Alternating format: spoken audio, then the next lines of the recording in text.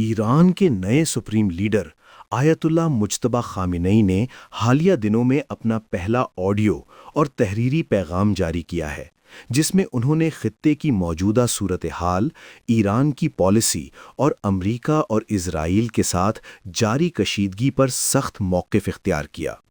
مجتبی خامنئی نے اپنے پیغام میں کہا کہ ایران دباؤ یا دھمکیوں کے سامنے جھکنے والا نہیں اور مزاحمت کی پالیسی جاری رہے گی۔ انہوں نے کہا کہ ایران اپنے قومی مفادات اور خود مختاری کے دفاع کے لیے ہر ممکن قدم اٹھائے گا۔ انہوں نے واضح کیا کہ اگر ایران کے خلاف حملے یا دباؤ کی پالیسی جاری رہی تو خطے میں موجود امریکی مفادات اور اتحادی بھی اس کے اثرات سے محفوظ نہیں رہیں گے۔ پیغام میں انہوں نے کہا کہ ایران اپنے شہداء کے خون کو رائیگاں نہیں جانے دے گا اور جو قوتیں ایران کے خلاف کارروائیوں میں شامل ہیں انہیں جواب دیا جائے گا۔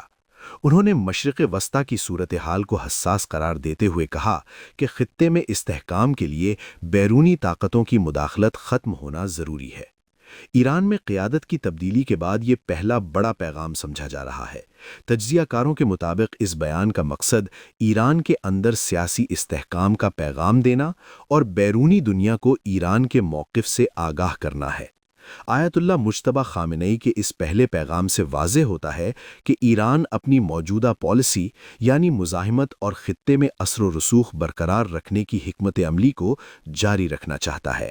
آپ دیکھ رہے ہیں 49 نیوز ڈیجیٹل، تازہ ترین خبریں درست معلومات کے ساتھ۔